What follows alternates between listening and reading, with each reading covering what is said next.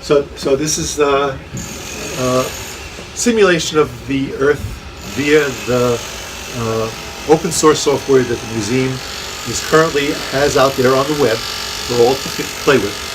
I'm going to press the F2 button, and I'm telling you what I'm doing just because, in fact, if anybody wants to reproduce it, not that they're so likely, but if you want to, I'm telling you some of the things I do. Just to I press the F2 button, I'm changing the focus to the moon. There's the moon, and now there's the moon right there, right there. And now I'm going to zoom in on the moon. And if you pay attention to that little blob, it should get bigger and bigger and bigger. Not visibly yet, but it will. Trust me. Here it comes. Here comes the moon. Okay. But it's in darkness. So I want to change the day. You know the moon is, it has a day side, it has a night side, but that changes every day. So I just advanced the days by 7 or 14 days, and look, lo and behold, the dark side of the moon becomes the side we always see. We always see, the side we see is always sometimes dark, we call it a new moon, sometimes light, we call it a full moon. Here's a full moon. I want to reproduce, if I can, this picture. This picture was taken, this is one of the fundamental pictures that I have ever seen in my life. It is one of the most beautiful pictures of the moon ever taken, in my opinion. It was taken by a lunar orbiter while I was still in graduate school. And I went so far, because there was no internet. I found out about this, and I went, not online, I used probably paper and pencil. I wrote a letter to NASA, and they sent me this poster about this big and this wide. And you can see what it is. You can see that there are strips running along here. You can see barely, the strips have been removed digitally over the years, but you can still see the strips running across, because the camera took the picture like this, and then like this, and because it couldn't take a full picture, so it took strips. Sent it back to Earth. This is one of the most well-known craters on the surface of the moon. It's called Copernicus, and this little crater that, as far as I knew, had no name, but for me, it's become my favorite little crater. It's called Fouth. And the idea is, Fouth is what makes Copernicus shine. It gives it that sense of place and depth. So I want to find Fouth. F-A-U-T-H. Fouth.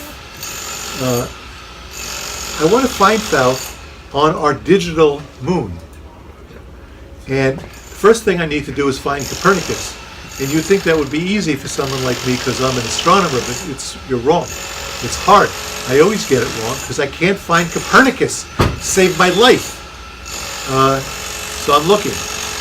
This could be Copernicus. Maybe not. See, because the moon didn't come up the way I expected. And since I'm not an observational astronomer, I really don't know what the moon looks like. So I don't know really where to go to look for Copernicus. I'm going to try this one. Looks like a good choice. I'll be able to tell if it's Copernicus because I'll be able to see if I can find Fouth. If I can see Fouth anywhere here, then I'll know it's Copernicus. But I'm not seeing Fouth, which should be around here. So this is not Copernicus, boys and girls. Let's see if anybody has any idea. You think, because you're a group of people who are in an astronomy class, that you would think that maybe some of you could figure out where Copernicus was. Because, the longer I do this, the more embarrassing it becomes. Right? I mean, seriously, Copernicus? Look, it's a giant rayed crater. And come on, this is silly. How about this? This could be Copernicus. Not likely. It's more likely to be Tycho. Tycho is one of the more recent craters. Ah, look at that. There's Falk. You can see it. Look. There's Falk right there. Okay. I don't see it. I'll bring it over. Hold Bring on. it over. We'll be working it. Okay. So I'm coming down. Oh yeah, that's helpful. Thank you for turning off the light. See Falk? Oh, there it is. Yes. There it is. Yes, Okay. bravo. Okay. Well, that's good. So first thing we want to do, I've learned how to rotate. This is a skill not everybody has. I've learned to rotate. Look at that. I am rotating the picture.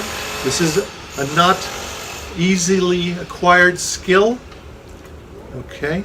Now moving this back over. You said Falk gives Copernicus its shine. It doesn't give it its shine. It gives it creates a place for Copernicus to shine. It gives it a depth of field. It says Copernicus is there, I'm here, I'm closer to the little crater. So look, in the picture, the little crater is not quite as large as the big crater, but it's more prominent, it's close up. That's what I want to do. I want to get close up on Falk. So what I can do, holding the control key down and the right arrow and the right key, I can tilt. I'm tilting the planet. Okay, I'm going to zoom in more. And I'm going to tilt it some more.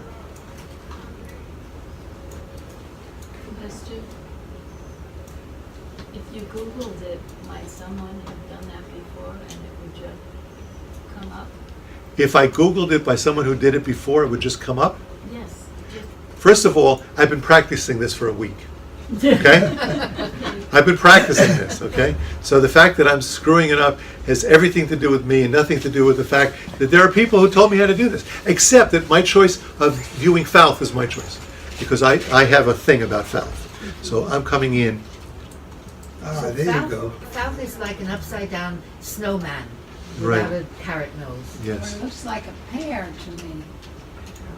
Isn't that amazing? An upside down pear. An upside down snowman is more fun. The pear is more delicious.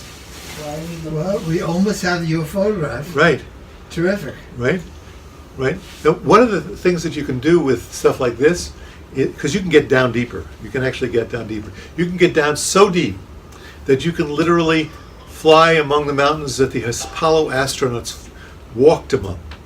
And I can't try to do that stuff.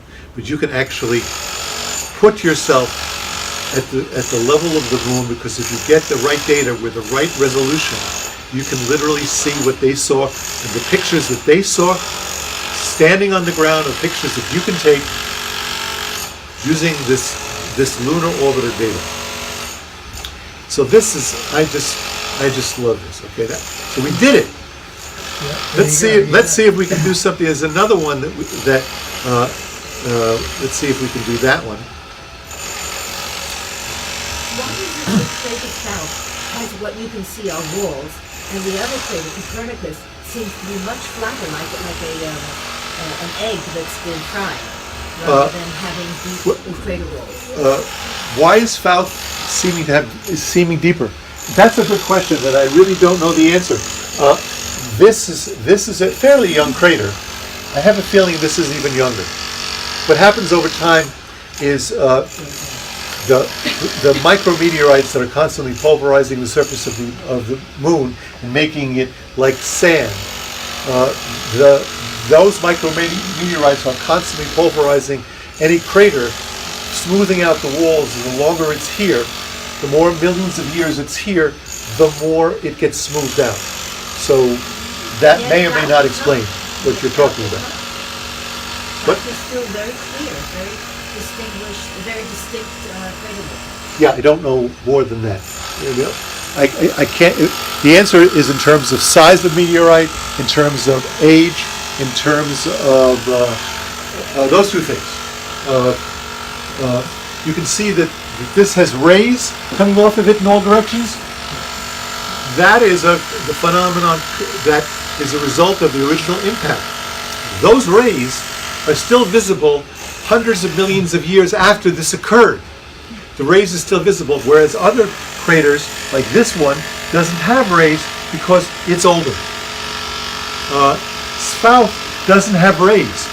Maybe it's still older. I don't know, but that's how you play the game. You look at the level of detail. You look at that. Yes. It's just like where like you put bookmarks in, like Can I put bookmarks on this? Yeah. No. that's Google why you have Earth. to do it over and over. Say what? That's why you have to do it over and over. Yeah.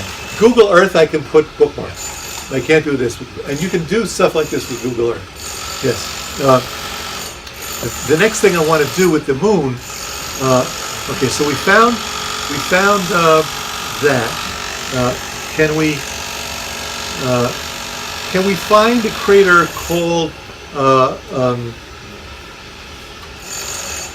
And I'll find the crater before I can find the name. Mare Serenitatis. No. What's the Mare Orientali. I'm looking for Mare Orientali. Mare Orientali is really a wonderful crater because it has the distinction of being a crater that if we were able to see it from the Earth, and this might be it. If we were able to see it from the Earth, we would have thought that the moon had an eye. But we can't see this from the Earth because it's off to the side of the Earth. There's the Earth. There's the Earth, right there. The Earth is there. Orientali is there. If you stood on Orientali, the Earth would be at the horizon. What I'm going to try to do right now is to land near Orientali and look up to see if I can look at and see the Earth. And then, if I'm successful, I'm then going to push myself along the moon, let go, and cruise along the moon, hopefully in this direction, or maybe in this direction, I'm not sure. And as we do that, we will see the Earth rise as the astronauts saw it, although they didn't see it from this particular point. But we should be able to see Earth rise. And the reason I'm choosing Orientali is I know that just like the moon is always in the sky and Orientali is always there on the moon, if I was there on the moon, I would always see the Earth. So I know that this is a place to go to see the Earth at the horizon. That's the trick I'm trying to play, is to go down to the moon at that point, look out, and see the Earth. I practiced this many times. 50-50 chance of me getting it right. What did you say? You would only see the Earth if you were on the side of the moon that faced you. Because on the dark side, you did not see the Earth. We're going to see the Earth because we're, if you will, the dark side of the moon is right here. Right. And the side we always see is right here. So I'm putting myself right here at the line that is barely visible from the Earth. You can just see a little bit of this from the Earth. Not enough to know that it's a crater. But we didn't know it was a crater until we went around the moon, and then we saw, oh, that's a crater. Before that, we had a clue, but we didn't know. So I'm going to put myself down here. Yes. You know, the moon was bombarded by an asteroid this week. The moon. There was when the During the eclipse. total eclipse of the moon occurred, there was a meteoroid that hit the moon and was photographed by, I think, more than one amateur astronomer. So they have an accurate. They believe it happened. I mean, you saw it in the newspaper. So what we have to do is figure out how to land. Oops. So I have to land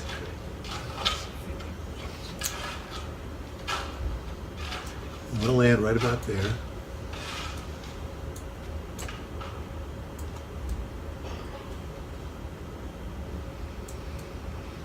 Okay, about there.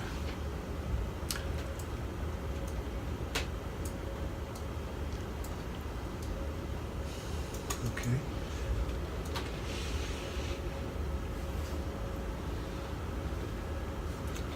And as I get in closer, if the connection is good enough, the detail of the picture improves. It doesn't just get blurry. If you notice, this didn't get blurry yet. In fact, to many people's eyes, those craters now look like domes. Is that some of those craters look like domes to you? That's an optical illusion. Oh, really? Yeah, they're not domes. They're craters. If you turn yourself upside down, you'll see that they're craters. Okay. Right, but they have the appearance of domes. But turn your head to the side, and they'll become craters Yes, again. Right, gotcha. Okay. So according to this, I am, says it right here, I'm 606 kilometers above the moon right now. Let's move this. No, 1,782 kilometers above the moon. I'm coming down, coming down.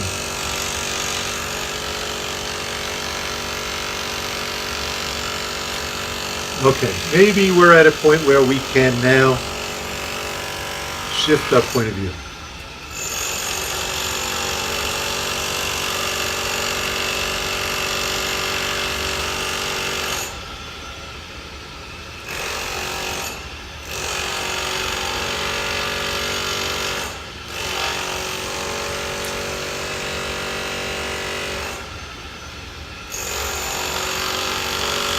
Okay, now let's see if I can change. Nope.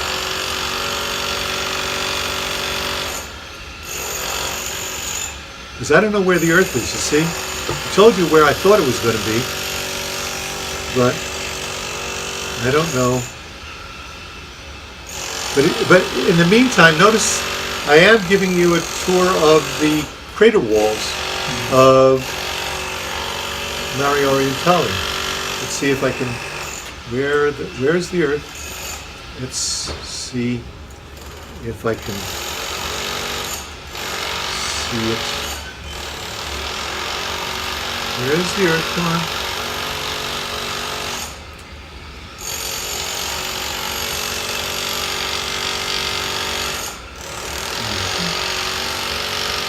I need to look left. I don't want to move the camera left. I want to look left. I want to go this way. Okay? And this star will be a little guidepost for me, and these have to move out of the way as I go that way. And I have to be able to make that happen with the mouse here. The stars are staying in the same place. I want to move where I'm going. Hitting all the keys I can. Ah! There's a key I can hit.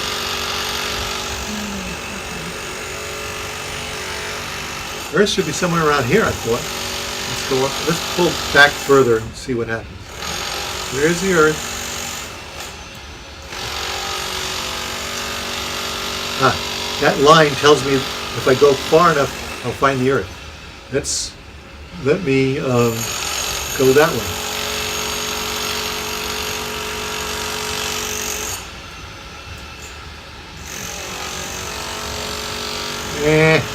So 50-50 we lost. I think I'm going to stop trying to do this. But I lost. I'm not going to give up. I'm going to get this done. The views of the moon are extraordinary. Right. I've never seen anything like it. Really? Never You know, seen anything like it? it feels so immediate. Right. So the idea is that's why I'm spending so much time on this, because I really feel if I could get this right, I can go flying across the moon. And if I learn the moon, I can start visiting the moon in a way that you would imagine only an astronaut in the wildest dreams could imagine. I can do that. This tool is terrific. This tool is terrific. Let's pull out. All right, just class time is sort of over, but now I'll just show you what I can do. Okay, so this is the Milky Way. I'm going to pull out, and as I pull out from here, hold on.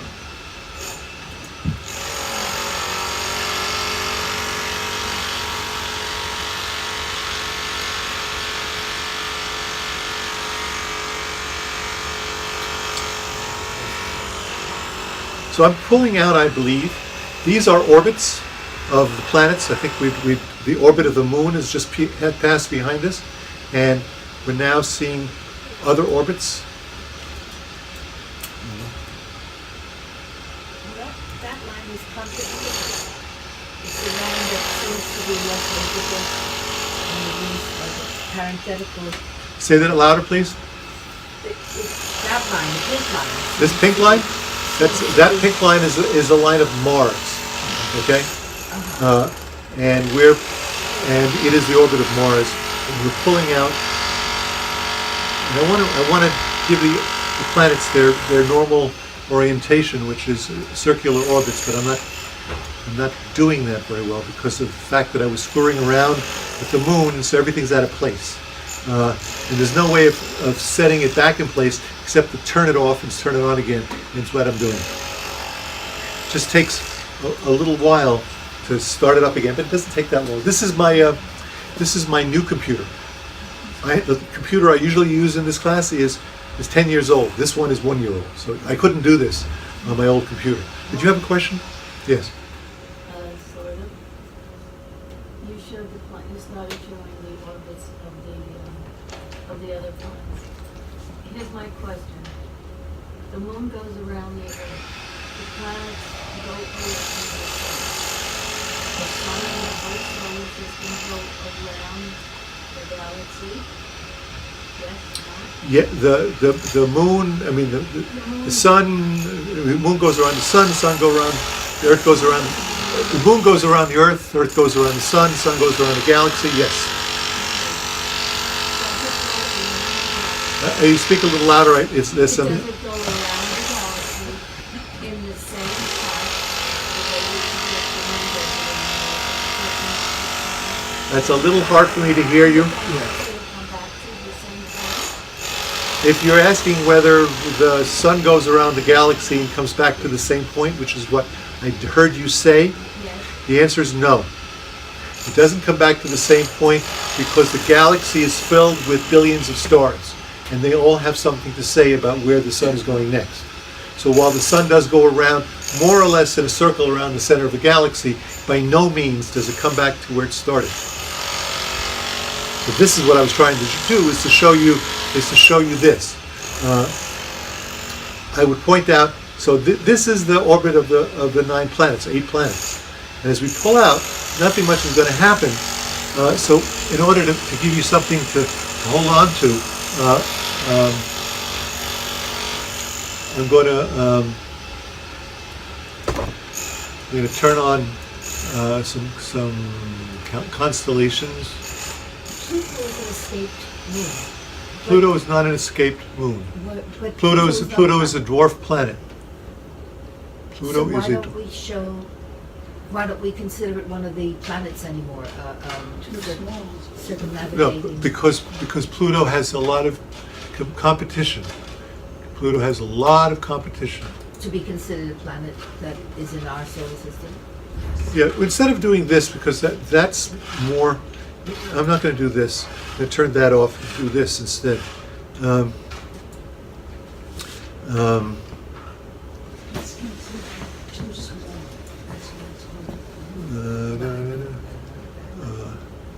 it's not considered one of the 9 planets anymore.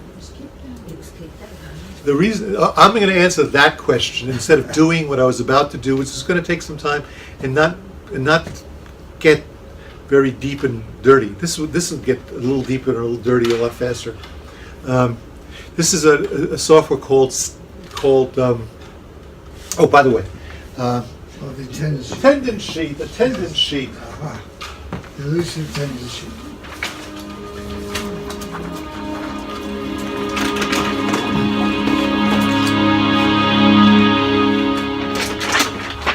If you're new, put your name, address, not address, your name and email address legibly. We don't need the water.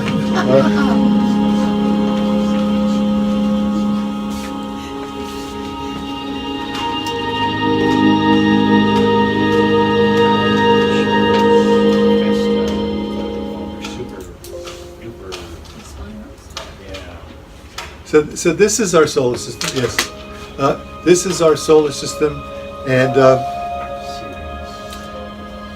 against the background of the Milky Way. But look, there's more stuff out there. More stuff out there. See, Neptune's here, but there's other stuff out there. Other stuff. What do we call Ceres? We call Ceres dwarf planet in the asteroid belt. We call Eris and Pluto a dwarf planet in the Kuiper belt.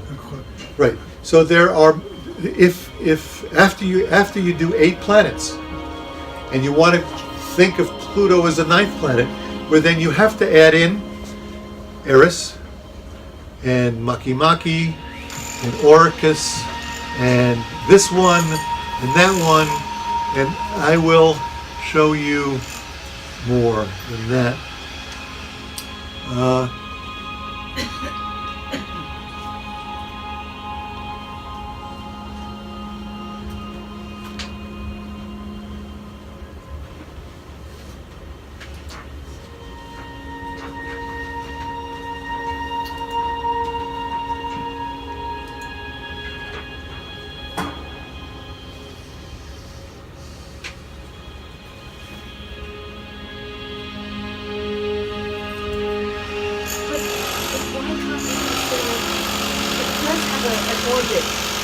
Which is a large orbit, of course, but it does have an orbit around our Earth.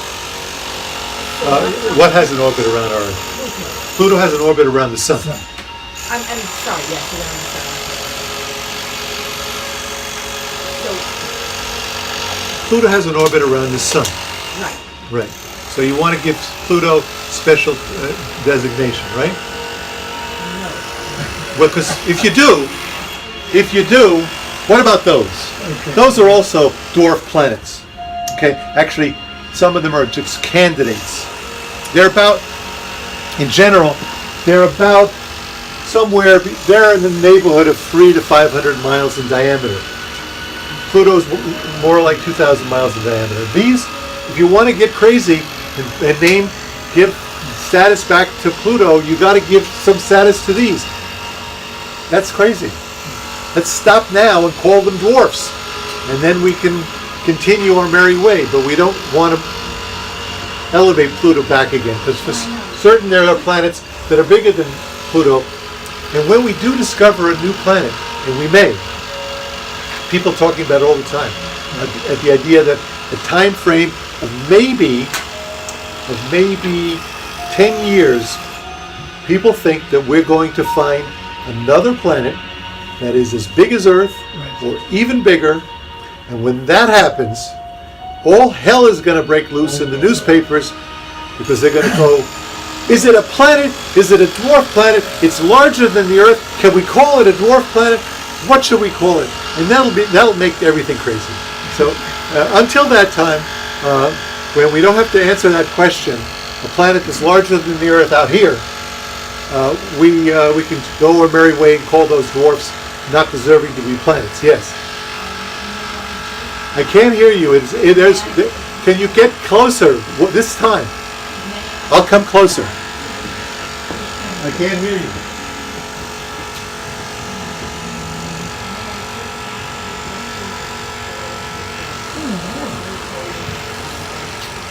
You showed our place in the galaxy and the of the spiral, and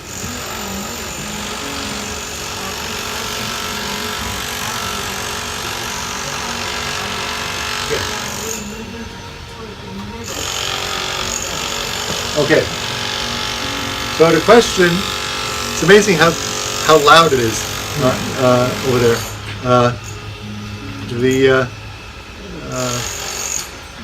So this particular simulation doesn't answer her question, but I What is have. her question? Me Okay, neither. I will give you the question as soon as I get started trying to find the answer. We're on the other edge of the galaxy. the, Are we moving farther away? Soon as I go down that rabbit hole, as soon as I find the entrance to the rabbit hole, I'll start answering the question.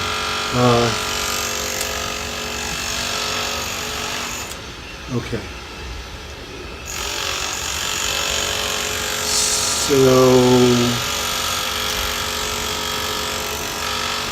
Okay.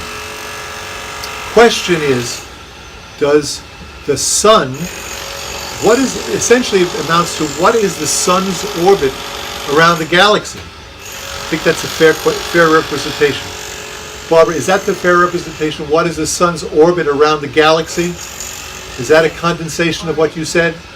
Yes. Okay. Is it moving out of the galaxy or toward the middle of the galaxy? Okay. So she's asking, how does the sun travel through our galaxy? So what I'm doing is, this is another simulation done by the Museum of Natural History, and these motions that I'm doing are designed to bring us out among the stars. But the stars are very far away, so it'll take me a few more motions like this to give you a sense that we're doing any movement at all. Not, it's going to just take me a couple of mouse flicks like this, okay? And as soon as I've gotten any kind of traction, you'll begin to see Sirius move, and I think things are beginning to happen yet. They're beginning. Come on down. Usually I do other things to entertain you while I'm doing this, so that this wasn't bore you. Like, for instance, I could do this. I could turn the constellations on. That's good. That'll be fun, because the constellations, being just points in the sky, will eventually start to fall in on themselves as we get further and further out. Come on, this is longer than I thought it was going to take.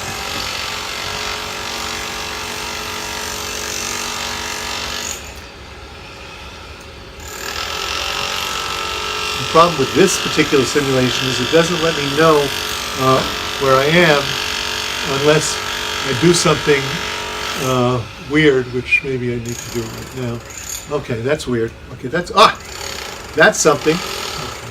That is 1 light year. Okay, so this globe is 1 light year. So good. We're going out. Okay, now we're getting farther out. We've been doing it. Took us quite a while to see the constellations. They're misbehaving as predicted. Okay, I'll turn the constellations back off again, because we're going out to see the galaxy. And if we're going out to see the galaxy, constellations are nearby, and they don't make a lot of sense. So we just go out, and that is the Milky Way from the outside. That's useless. It's one of the defects of this simulation, but I'll make that go away and bring something back in instead. That. Okay, and I'm going to make that Milky Way disappear. So now, where we go, boys and girls. It took us quite a while. I hope you stayed up for it. Yeah. So there's our galaxy. Okay, there's our galaxy. And now the question is, where is our sun? Well, our sun is right here. That was where all those stars were.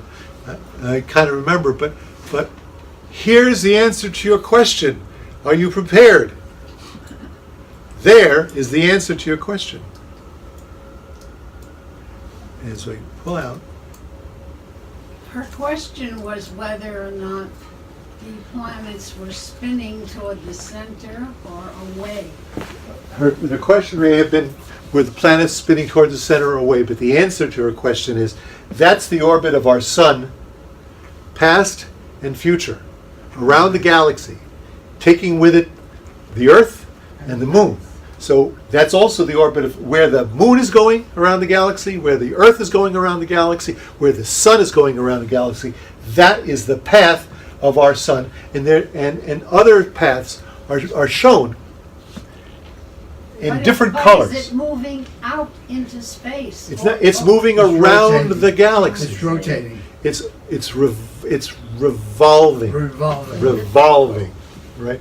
The sun revolves around the center of our galaxy more or less in a circle or an ellipse, Ellipse. as other stars, including Barnard's star, does an entirely other circle around the galaxy. Do we have a sense of time about how long does that rotation take? Yes, the answer to the question, how long does this rotation take, is in fact a well-known answer. The answer is it takes it takes 250 million years for the sun to go around the galaxy once. Okay? 250 million years. Who can get So their head around the that? sun has gone around the galaxy about 20 times. So on a galactic scale, the sun is 20 years old. 20 galactic years old. That's astounding. Okay? That is, we've never seen this. It's amazing. It's amazing. It's just, How do they make that image? That's incredible. well, the image itself is not our Milky Way. It's a galaxy that we can see through a telescope that is thought to look similar to our Milky Way. So all they've done is plot the path of the sun on that, superposed upon that image. That's amazing. Right? It's just beautiful. Yeah. That's just absolutely stunning. Yeah. I'll add one more thing to the galaxy. The galaxy has a bulge, so I gave it a little. The problem with this picture is it's flat. Okay, it's literally flat, goes to zero width. So I added a wireframe bulge, and I even can add a wireframe bar. There's a bar in the center of the bulge, not exactly centered perfectly with the axis, and that's the very, very center of the galaxy. And our sun goes around it. Wow, that's amazing. Yeah. So I think that's it for today. Let me tell. If you haven't signed the attendance sheet, do that.